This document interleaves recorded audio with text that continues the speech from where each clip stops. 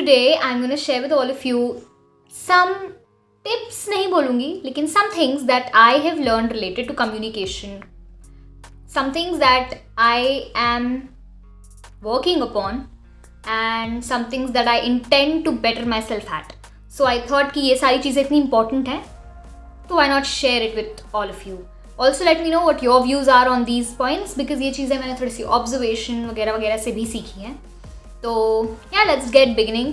But before that, if you're new to the channel, if you're watching me for the first time, then make sure you check out the channel. I make videos related to law school and self-help. If you feel that the content helps you, please consider subscribing. Alright, so let's start with the very first point. I feel कि सारे ही points बहुत important है, लेकिन ये जो first point है, इसका importance बहुत ज़्यादा है क्योंकि it's gonna impact a lot in your speech, in your communication, अगर आप ये develop कर लेते हो तो. This is personally that I am working upon, क्योंकि मुझे लगता है मैं कई बार ये words use करती हूँ और everything's like the impact is lesser than what it could have been. So the first is to be comfortable with the pause in between of the speech or pauses in between of the speech. So usually we would have noticed कि हम लोग ना बात करते करते बीच में pauses लेते हैं, लेकिन हमें लगता है वो pauses बंदे को डिस्ट्रैक्ट कर देंगे, उसको लगेगा कि यार मुझे तो आता ही नहीं आगे, तो वो हम क्या करते हैं, हम यूज़ करते हैं filler words. Filler words, not filler words, filler sounds in which we use some kind of sounds like I just used ers and ums. These kind of sounds we feel कि यार ये ना continuity बना के रखेंगे, but नहीं, ये बहुत ज़्यादा इरिटेटिंग होते हैं स्पेशली टू द लिसनर्स. क्योंकि अगर मैं बहुत करके बात करूँगी, एक बार दो बार ठीक है, एक पॉइंट ऑफ टाइम के बाद आपको बहुत ज़्यादा वो चीज़ इरिटेटिंग लगने लगेगी.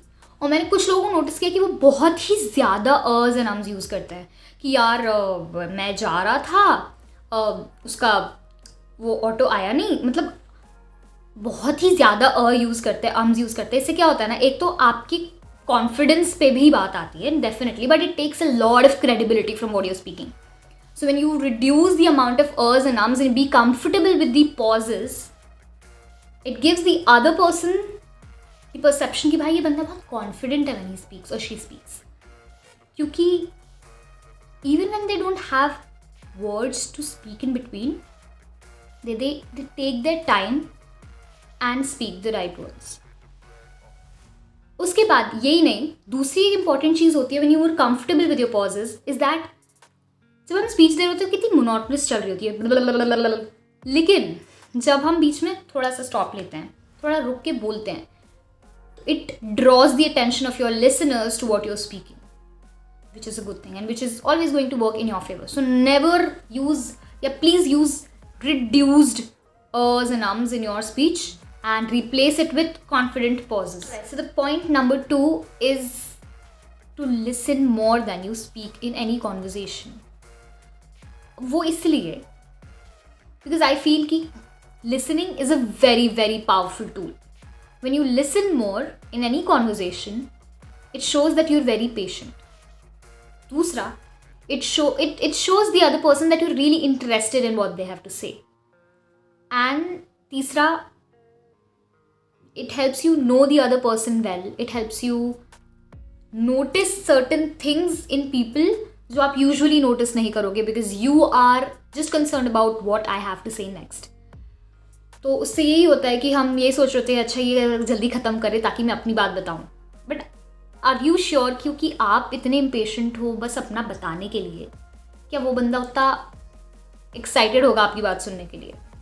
सो इट्स इम्पॉर्टेंट कि you listen more in any conversation, notice people, get to know about people more and give them that confidence. या so when you listen more, know that other person feels valued कि यार मेरी बात सुन रहा है कोई. There are a lot of people जिनको ना बोलने के लिए बस उनको मौका चाहिए कि हाँ मेरी बात कोई सुने, मैं बताता हूँ, मैं अपने बारे में बात करता हूँ, लेकिन दूसरों के बारे में सुनने के लिए there are not people. And you listening to them can really change people's mental state. और कभी हमें सिर्फ कोई सुनने वाला चाहिए होता है, तो be a good listener, and a good listener is always a very good speaker. तो listen to people more, notice people, get to know others, make the other person valued, and उससे आप भी बहुत सारी चीज़ें सीखोगे. वो पेशेंस का बहुत बड़ा sign. Again I just summed it up. Alright, so the third point is the power of eye contact. When you have your eyes locked to the other person's eyes and very confidently talking, it gives a different level of impact in whatever you're saying. आप लोगों ने notice किया होगा कि कोई बहुत अच्छा speaker लगता है आपको, जो बहुत अच्छे से बात करता है, या अच्छी सी you get a different kind of energy from that person. If you closely notice, their power of eye contact is really well. Some personalities really inspire us. Some make us like idealize कर लेते हैं. We have to notice what kind of gestures do they make. लेकिन eye contact एक बहुत ही important gesture होता है. जब हम लोगों की आंखों में आंख डाल के confidence से बात करते हैं, वो एक अलग level की impact create करता है. मैं क्यों बातों को repeat कर रही हूँ, लेकिन just be very very confident when you talk about anything. कुछ नहीं, अगर नहीं हो confident ना, even if you're unsure about what you've done, or if you know that you're wrong, I mean ठीक है, ऐसा नहीं बोलना चाहिए, but even if you know that you've done थोड़ा सा गलती तो हुई है मुझसे, but if you're just maintaining the eye contact with the person and saying कि नहीं, आपको कुछ गलत फहमी हुई है, I've not done this, या जो भी है, credibility में बहुत फ़र्क पड़ता है. यही अगर आप किसी ऐसे बंदे से बात करोगे जो इधर ऐसे ऐसे देख के बात कर रहा है, या जो प्रॉपर आई कॉन्टैक्ट मेंटेन नहीं कर रहा है, जो इधर उधर देख के बात कर रहा है, पीपल गेट इरिटेटेड. तो मेक श्योर दैट आप आई कॉन्टैक्ट अच्छे से बना के बात करो. It not only shows confidence and credibility देता है वो, but also it gives a different impact of your own personality. So let's work on that together. The fourth point जो मैंने रिसेंटली सीखा है वो है कि जब भी आप बात कर रहे हो, अपनी बात को धीरे से एज इन स्पीड में, स्लो एंड कॉन्फिडेंटली और क्लियरली बोलना बहुत ज़रूरी है. आई जस्ट मेड अ वाला sound. I have to work on that. I am saying मैं कर रही हूँ उस पर काम, एंड आई नोटिस्ड इट. ठीक है, तो जब भी आप किसी चीज़ को बोलो, स्पीक इट धीरे, slowly, clearly, maintaining eye contact. That's why this point is just next to it. क्योंकि आई कॉन्टैक्ट मेंटेन करते हुए बहुत क्लियरली जब आप कोई बात बोलोगे, वो एक डिफरेंट इम्पैक्ट क्रिएट करेगी. जब धीरे धीरे और क्लियरली आप बात कर रहे हो, तो वो दिखाता है कि यार ये बंदा जो बात कर रहा है ना, वो बहुत कॉन्फिडेंट है उस चीज़ में, तो पक्का सच ही बोल रहा होगा. या जिस तरीके से आप, अगर फॉर एग्जाम्पल आप कोई स्टोरी कुछ नरेट कर रहे हो या कुछ और बात कर रहे हो, the pauses that you take, the clarity of words that you use, the eye contact that you make will give a different level persona of yours to the others, and आप जो भी बोल के जाओ वो अच्छा ही एक इम्पैक्ट क्रिएट करेगा.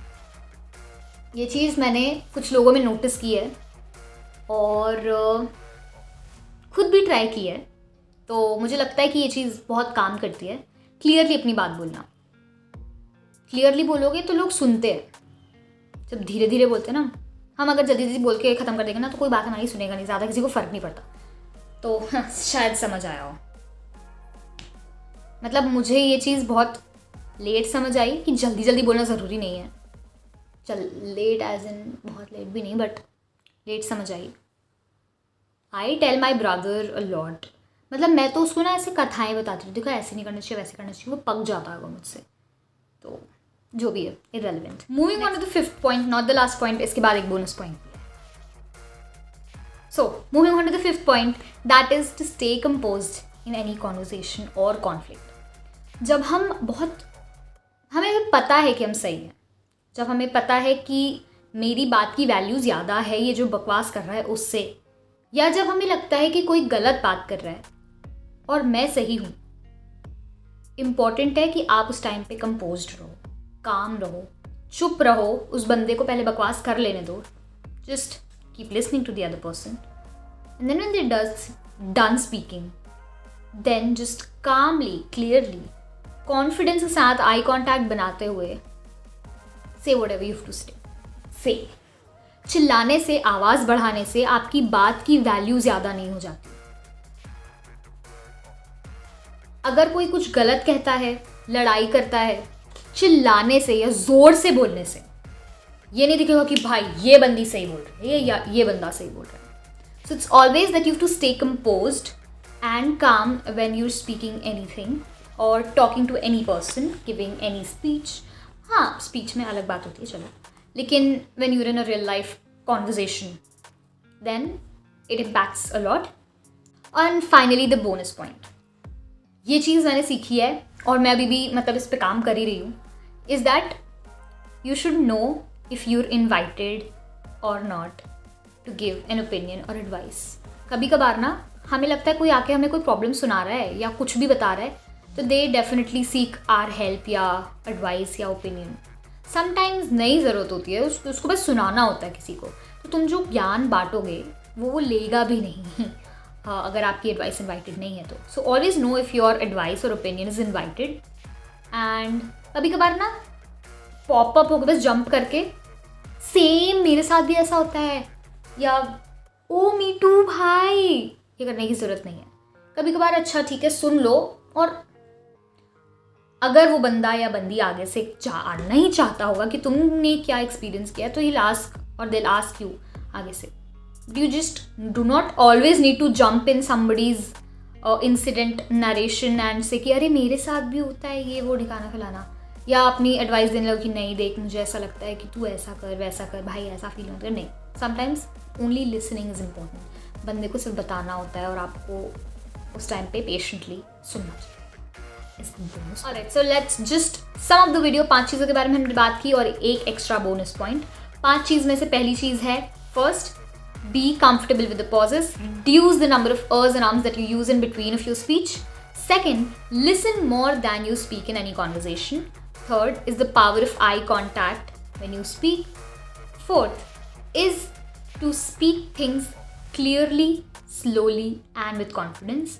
And fifth is to stay composed even if in a conversation or in a conflict.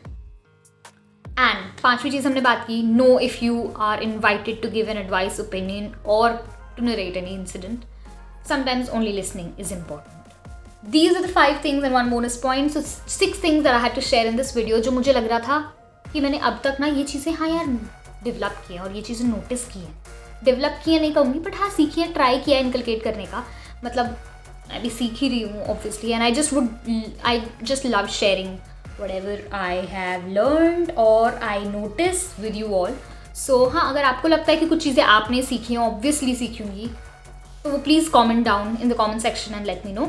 Soon I am gonna bring a video on body language as well, जिसके बारे में थोड़ा सा जिसमें पे थोड़ा काम कर रही हूँ मैं. ऑल्सो इंटर्नशिप के ऊपर जो वीडियो आने वाली थी वो भी आने वाली है. And there much more law school content getting तैयार, बट इसके पहले अगली वीडियो मोस्टली क्लैट पे आएगी. So all the aspirants are waiting for the CLAT video. We are bringing a video the next week और so yeah, so I'll see you the next Monday. If you like this video, please make sure that you like. If you haven't subscribed yet, अगर video पसंद आई हो तो please make sure you subscribe. I'll see you the next Monday. Till then, keep watching. Namaste.